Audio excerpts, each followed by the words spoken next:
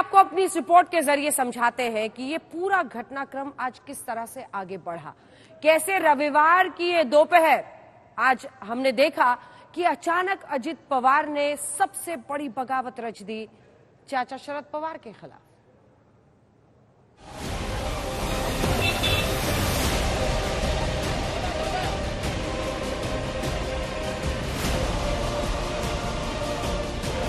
ये double engine वाला सरकार मोदी जी के नेतृत्व में चल रहा था, इसको भी ट्रिपल इंजन मिल गया है।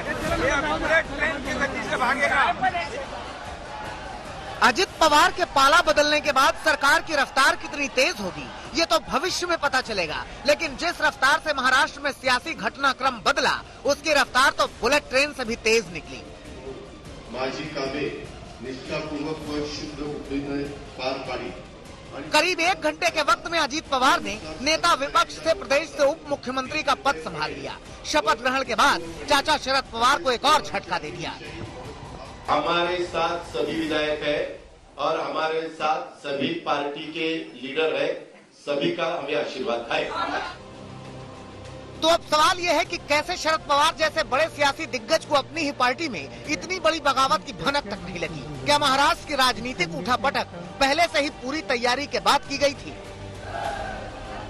कुछ साथियों ने पार्टी के बिल्कुल विपरीत भूमिका ली है और वो भूमिका लेकर हम ही पार्टी है ऐसा वो दावा कर रहे हैं। मेरा साफ मत ये है, ये पता चल जाएगा लोगों को कि पार्टी के कुछ विधायकों ने ही अलग भूमिका ली है।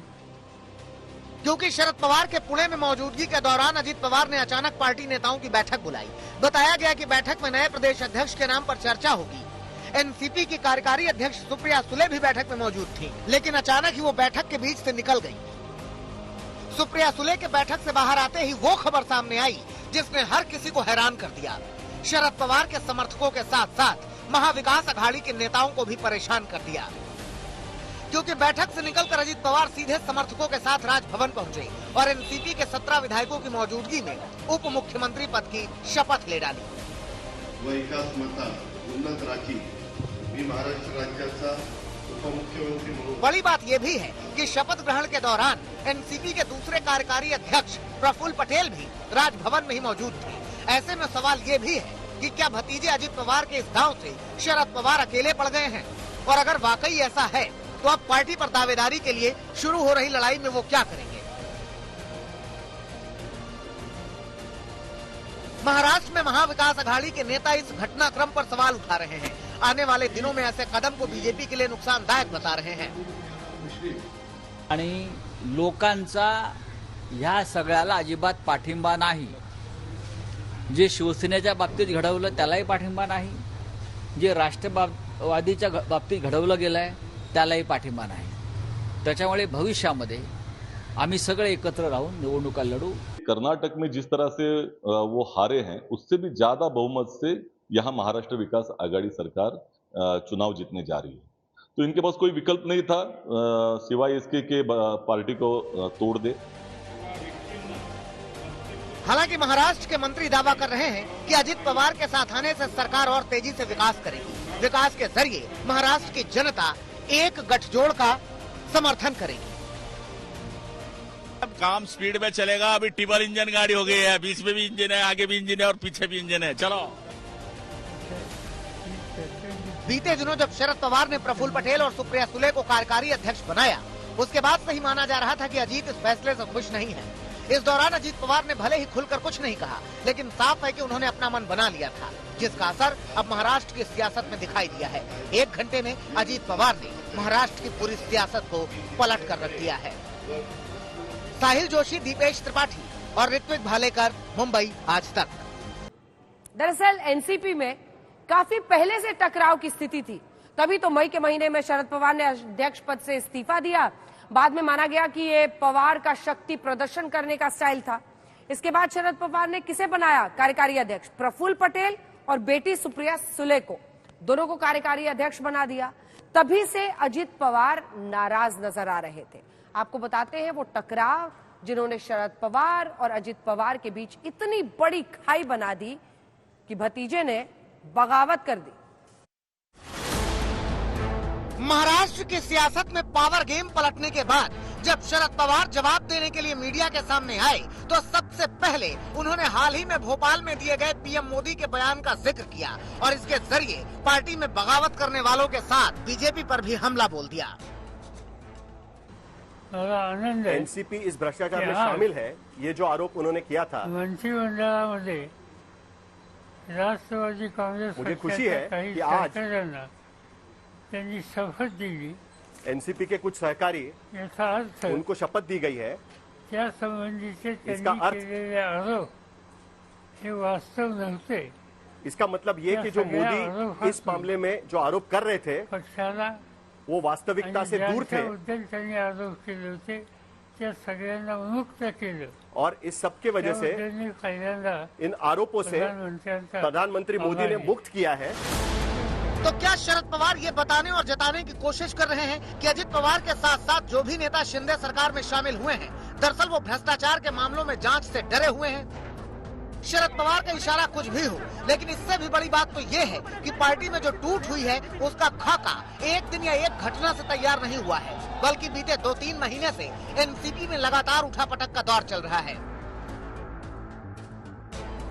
ये तस्वीरें 2 मई की हैं, जब अपनी पॉलिटिकल बायोग्राफी के विमोचन के मौके पर 82 साल के शरद पवार ने अचानक एनसीपी का अध्यक्ष पद छोड़ने का ऐलान कर दिया था। पवार के इस फैसले ने खलबली मचा दी थी। उस दौरान तमाम नेताओं ने शरद पवार को मनाने की कोशिश की, लेकिन अजित पवार ने उस वक्त भी शरद पवार के फैसले का सम्मान करने की बात कही थी। लेकिन 3 दिनों के भीतर ही शरद पवार ने न केवल इस्तीफा वापस ले लिया, बल्कि पार्टी के नए अध्यक्ष के चयन के लिए कमेटी के गठन का ऐलान कर दिया। ऐसे में सवाल उठा कि अध्यक्ष पद से इस्तीफे के पैंतरे से शरद पवार ने आखिर क्या पाया, आखिर किस मकसद को पूरा करने के लिए उन्होंने ये कदम उठाया। जानकारों की माने तो अजीत पवार के बीजेपी के साथ जाने की खबरों के बीच ये शरद पवार का अपनी ताकत दिखाने का तरीका था और इस ताकत का एहसास उन्होंने तब कराया जब अजीत पवार को किनारे कर उन्होंने सुप्रिया सुले और प्रफुल्ल पटेल को कार्यकारी अध्यक्ष बना दिया। इसके बाद से लगातार अटकलें लगाई जा रही थी कि अजित पवार कभी भी एनसीपी का साथ छोड़ सकते हैं, लेकिन अजित पवार ने एक कदम आगे बढ़कर पार्टी को तोड़ने की तैयारी कर ली। शरद पवार के सामने सबसे बड़ी चुनौती खड़ी कर दी। ये पता चल जाएगा लोगों को कि पार्टी के कुछ विधायकों ने ही अलग भूमिका ली है, क्योंकि जिनके नाम आए हुए हैं, संपर्क साधून जिनके नाम आए हुए हैं उन्होंने ही आज मुझे संपर्क किया हुआ है सह्या घेतल्या और मुझे कहा कि मुझे बुलाया गया और मेरे सिग्नेचर लिए गए हैं, लेकिन हमारी भूमिका उनके साथ जाने की नहीं है, ये उन्होंने खुलासा किया हुआ है। अजित पवार के साथ गए हुए कुछ विधायकों ने मुझे फोन करके कहा है कि हमारी भूमिका वो नहीं है। माझ्या इतकंच जनतेच्या समोर त्यांनी मांडण्याची आवश्यकता। बीते दिनों अजित पवार की गृह मंत्री अमित शाह से मुलाकात की बात भी सामने आई थी, जिसके बाद संजय राउत ने दावा किया था कि अजित पवार बीजेपी के साथ जा सकते हैं, सरकार में शामिल होने के लिए बड़ा कदम उठा सकते हैं। अजित पवार ने इन खबरों का खंडन किया, लेकिन क्या शरद पवार ने इस चेतावनी पर कोई ध्यान नहीं दिया? अब शरद पवार फिर से पार्टी को खड़ा करने का दावा कर रहे हैं, चुनावी लड़ाई में दम दिखाने की बात कह रहे हैं। आपको याद होगा कि 2019 के विधानसभा चुनाव के पहले भी यही स्थिति दिख रही थी कि मेरे यहाँ से लोग छोड़कर जा रहे हैं, आमची संख्या ही मोठ्या प्रमाणात वाढली, लेकिन फिर भी मैंने पार्टी को बनाया और आपने देखा होगा कि 2014 के मुकाबले 2019 में हमारे ज्यादा विधायक जीत कर आए और आज भी वही स्थिति है। मेरी भूमिका अभी यही है कि कल मैं यशवंतराव चव्हाण की समाधि का दर्शन लूंगा और उसके बाद पूरे महाराष्ट्र में घूमकर जनमत बनाऊंगा, लोगों का मत बनाने की कोशिश करूंगा। अब लड़ाई सिर्फ चुनाव की नहीं है, लड़ाई पार्टी की भी है, पहचान की भी है और सियासी सम्मान की भी है। जाहिर है कि ये जंग महाराष्ट्र की सियासत में नए रंग दिखाएगी। चुनाव में किसी को बड़ा फायदा, किसी को नुकसान पहुंचाएगी। साहिल जोशी, दीपेश त्रिपाठी और ऋत्विक भालेकर, मुंबई आज तक।